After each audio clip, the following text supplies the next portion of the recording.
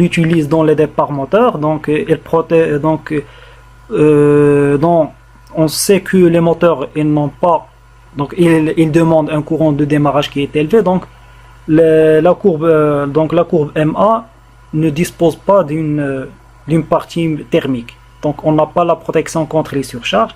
Donc la courbe MA elle laisse la surcharge de démarrage des moteurs. Pour la courbe Z, donc elle est utilisée au niveau du circuit électronique. Donc c'est un disjoncteur pour les circuits électroniques. Concernant donc l'étiquette d'un disjoncteur, donc généralement l'étiquette d'un disjoncteur, donc généralement par exemple pour le constructeur Legrand, donc comme vous remarquez ici, donc l'étiquette est la suivante. Donc là, ici on a la tension nominale du disjoncteur, donc voilà. Ici c'est 20, ça veut dire la courbe C calibre c'est 20. Donc le symbole du disjoncteur est le suivant. Donc on a la protection thermique et la protection magnétique ici. Ici on a 4500 qui indique le pouvoir de coupure du disjoncteur. Donc ce disjoncteur il peut couper jusqu'à 4,5 kA sans être endommagé. Ici on a un deuxième disjoncteur. Donc comme vous remarquez ici, donc c'est la gamme, donc la gamme du disjoncteur. Ici on a la courbe B, le calibre 16 et le pouvoir de coupure c'est 6000 ampères. Ça veut dire qu'un pouvoir, on dit le pouvoir de coupure ultime. Donc dans un cas spécial, le disjoncteur il peut atteindre jusqu'à 10 kA. Ici on a notre constructeur qui est Schneider.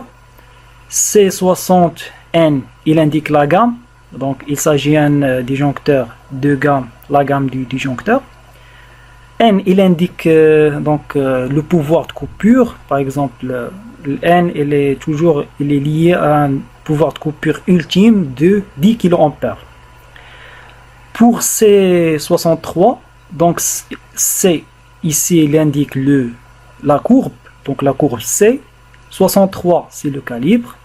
400 volts il indique la tension nominale de l'installation. 6000 ampères, donc c'est le pouvoir de coupure. Et ici on a le pouvoir de coupure ultime. Voilà. Donc c'est la description d'une étiquette d'un disjoncteur. Maintenant on va passer vers les courbes de déclenchement des disjoncteurs. Donc ici je vais traiter la comparaison entre trois courbes. Donc on a la courbe P, C et D. Ce sont les courbes les plus utilisées dans les installations électriques. Donc pour la courbe B, donc on va remarquer ici, donc on remarque que généralement pour la courbe B, donc on a le courant, donc on a la partie ici, c'est la partie thermique, donc elle permet la protection contre les surcharges. Donc comme vous remarquez, plus le courant est élevé, plus le temps nécessaire pour la coupure, donc elle est moins.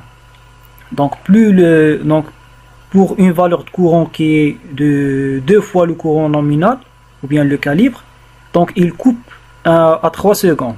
Si maintenant on a 4 fois le calibre du disjoncteur, donc elle va couper dans un temps qui est, je m'excuse, ici c'est 300 secondes. Ici on a 300 secondes et ici pour 4 fois le calibre, donc on a à peu près 500 secondes.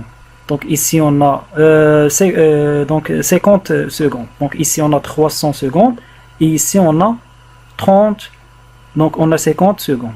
Donc plus le courant est élevé, plus le temps de déclenchement est faible. Par contre, la partie magnétique, donc elle permet la protection contre les courts-circuits. Donc on remarque qu'on a une réponse qui est presque instantanée.